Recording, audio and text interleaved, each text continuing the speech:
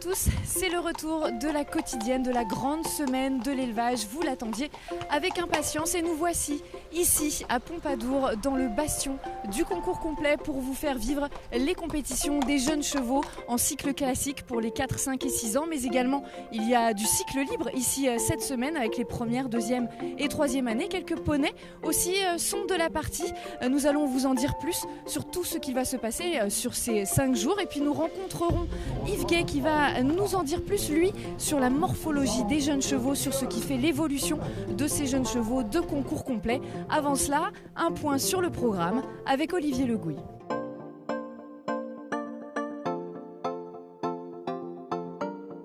Alors le programme est assez traditionnel, les nouveautés c'est le beau temps et le soleil par rapport à l'année dernière. Quand je dis traditionnel pour le programme, ça veut dire les finales 4, 5 et 6 ans de concours complet pour les jeunes chevaux organisés par la SHF et les journées internationales de l'anglo-arabe organisées avec l'Association nationale de l'anglo-arabe.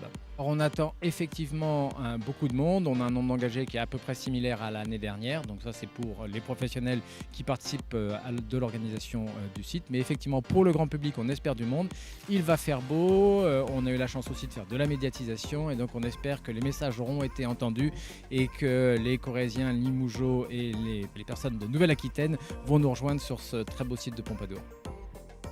On a plus de 400 chevaux qui vont être là, entre les chevaux d'élevage et les chevaux de concours complet.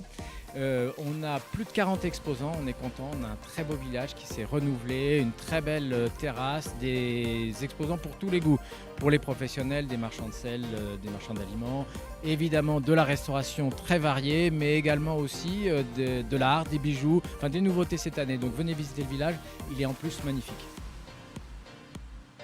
Premier invité de cette quotidienne de la grande semaine de l'élevage, Yves Gay. Merci d'être avec nous. Vous êtes juge des modèles et vétérinaire sur cette grande semaine ici à Pompadour.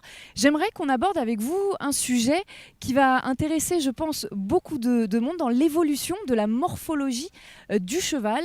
J'aimerais déjà, pour commencer, savoir quels sont les modèles que vous observez ici depuis ces 2 dernières années, par exemple, pour avoir une idée très précise de ce qui peut se faire sur le circuit jeune cheval. Alors, pour l'année 2018, on a un lot un petit peu inférieur en nombre, mais par contre assez homogène en modèle.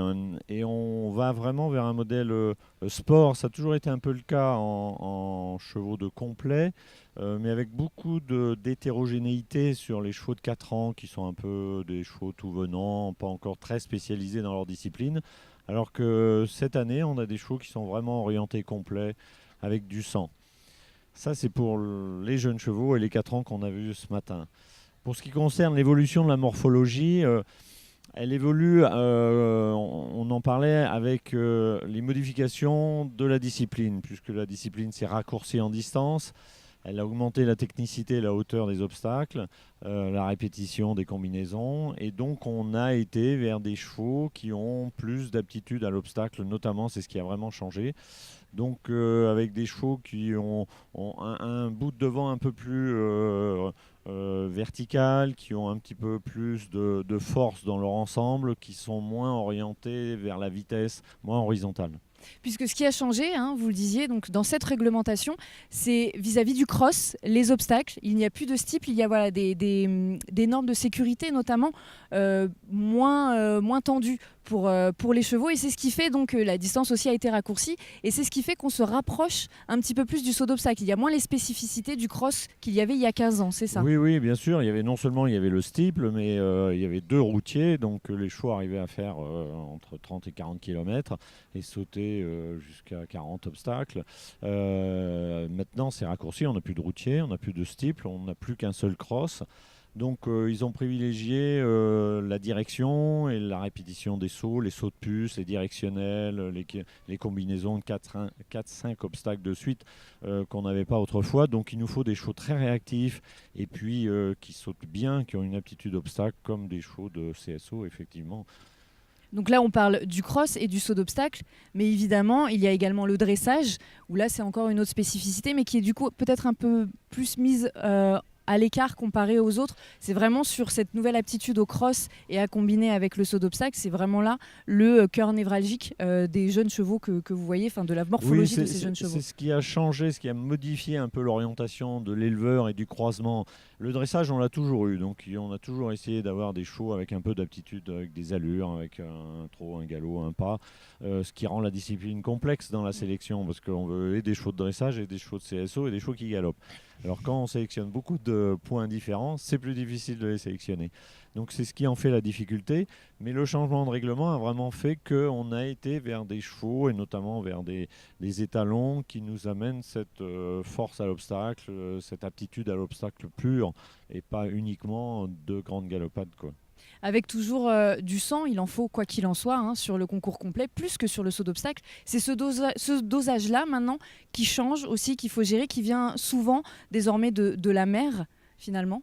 Oui, pourquoi de la mer? Parce que c'est difficile de trouver du sang chez les étalons, parce qu'il n'y a pas une sélection spécifique pour ça, autre que celle des pur sang de course, mais qui ont perdu un peu cette aptitude à obstacle. Pas tous, bien sûr, il en reste quelques-uns, mais c'est difficile de croiser dans ce sens-là, alors qu'il est plus facile d'avoir des juments qui ont du sang, soit par l'anglo, soit par le pur sang, soit par leurs origines, et du coup, on va chercher l'aptitude à obstacle par le père, qu'on croise plutôt côté obstacle. Alors vous êtes vétérinaire, je le disais en tout début d'interview.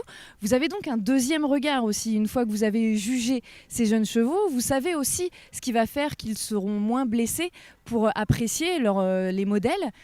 Qu'est-ce que vous regardez en particulier avec votre regard de vétérinaire ? Alors, je sais pas forcément, malheureusement, ça serait bien si j'avais cette certitude, mais on essaye d'aller chercher des animaux le plus sains naturellement possible, c'est-à-dire avec des articulations très sèches, avec des aplombs le plus corrects, parce que c'est un peu comme une voiture, si les roues sont voilées, la voiture va pas rouler très longtemps. Et ben, le cheval, c'est pareil, si on a des gros défauts d'aplomb, si on a des articulations qui sont déjà un peu fatiguées alors qu'ils commencent juste de travailler, on a peu de chances que ces animaux mènent leur carrière très longtemps. Or, c'est un investissement dans le temps qui est énorme de travailler un jeune cheval. Il va être apte à faire des grosses épreuves qu'à 9 ans, 10 ans. On le voit au championnat du monde, les plus jeunes, c'est déjà vite. Mais vous vous rendez compte que ça représente 5 à 6 années de travail. Donc si on investit autant de temps et que quand on arrive à l'échéance, l'animal est plus apte à faire ce dont on espère qu'il fasse, c'est décevant. Alors, est-ce qu'avec votre regard non seulement de vétérinaire et de juge, vous pouvez dire qu'aujourd'hui, en 2018, on a trouvé une stabilité vers cet élevage dans le concours complet pour faire les chevaux le plus idéal, pour faire le cheval le plus idéal possible sur les parcours qui sont aujourd'hui demandés sur les concours complets ? Je ne serais pas très ou aussi affirmatif que ça. On a l'idée du modèle qu'on veut, de l'aptitude qu'on veut, et on essaye d'aller le chercher, mais la stabilité, on ne l'a pas encore parce qu'on est obligé d'aller chercher dans beaucoup d'origines différentes et on n'a pas un prototype stable et fixe comme on peut avoir chez le pur sang ou même un peu chez cheval d'obstacle où ça fait très longtemps qu'on sélectionne des lignées qui font ça. Dans le complet, c'est plus compliqué, donc on a du mal à avoir des animaux très facilement adaptés à cette discipline avec certitude. Et pour illustrer ce propos, on va parler un petit peu d'actualité avec le cheval qui a remporté le championnat du monde à Tryon il y a quelques jours. Il s'agit de All Star Bay, monté par Rosalind Canter, une Britannique. C'est un KWPN, fils d'Epheb Forever, celle français. On vient là tout droit du circuit de saut d'obstacle. Tout à fait. Et tous ceux qui ont connu cet étalon-là n'auraient pas dit que ça aurait été un étalon pour faire du complet. Comme quand on retrouve des diamants dans le complet, ils n'ont pas le morphotype d'un cheval de complet.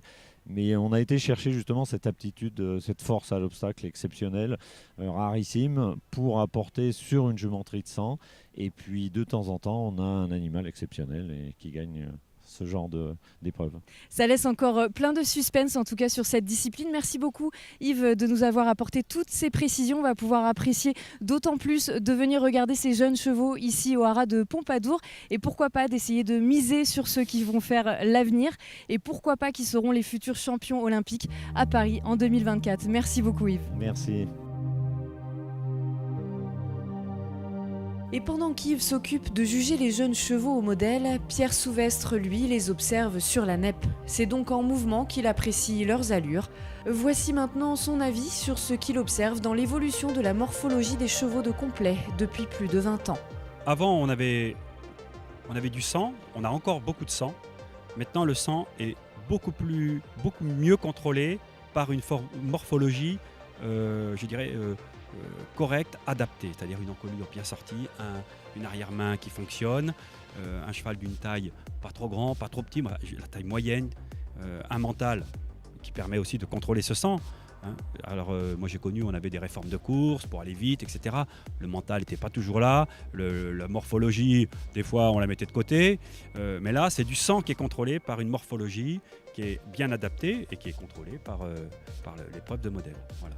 Alors il n'y a pas que les exigences techniques qui ont fait évoluer aussi le cheval de complet. Il y a aussi les techniques d'élevage, donc les nouvelles techniques d'élevage, le développement des structures, les associations d'éleveurs qui ont fait beaucoup pour améliorer tout ça, et aussi la commercialisation qui s'est beaucoup développée, et on peut en parler parce que c'est important, et les éleveurs qui veulent vendre des beaux chevaux, ils arrivent mieux à les vendre, et des chevaux de qualité avec des allures, et la commercialisation, c'est ce qui nous pousse à améliorer tout ça. Donc les exigences techniques, l'élevage qui s'est amélioré, l'organisation des éleveurs, bon, des fois c'est un peu chaotique dans certains endroits, mais il y a quand même une volonté d'améliorer tout ça, et la commercialisation qui a poussé aussi pour que le cheval de complet devienne un cheval agréable à voir, sautant bien, se déplaçant bien, et un beau cheval. Est-ce que vous trouvez qu'on est arrivé à un équilibre aujourd'hui pour justement cette combinaison-là, pour qu'elle soit bonne, à la fois pour l'esthétique mais aussi pour le résultat ? Le résultat, il est là puisque dernièrement, au championnat du monde, il y a une médaille de bronze. Donc, c'est qu'il y a quelque chose qui fonctionne bien. Maintenant, il ne faut pas s'attacher qu'à ça parce que l'évolution, elle est permanente. Donc, il faut toujours aller chercher un petit peu, améliorer. C'est pour ça que nous, les juges, on essaye de trouver le meilleur, d'accord ? Les meilleurs, parce qu'il y a des fois... voilà, c'est... Et puis, cette évolution-là, elle ne s'arrêtera jamais. Il y aura toujours une recherche de l'idéal. On n'arrivera pas, mais ça sera toujours une recherche de l'idéal. Vous pensez que dans le futur, ça va encore beaucoup changer ? Bien, je pense que ça pourra changer, puisque déjà, le règlement peut encore être modifié. Donc ça, c'est une variable qui obligatoirement, on est obligé de s'ajuster là-dessus. Et puis, la commercialisation, c'est encore les balbutiements. On n'est pas encore dans quelque chose qui est vraiment développé. Donc il y a encore une marge de manœuvre et ça devrait marcher. Voilà. Fin de cette première quotidienne sous le soleil ici au Haras de Pompadour. N'hésitez pas à venir en profiter lors des 4 prochains jours. Il va y avoir du spectacle. On se retrouve d'ailleurs demain et nous ferons un point sur les débuts du cross.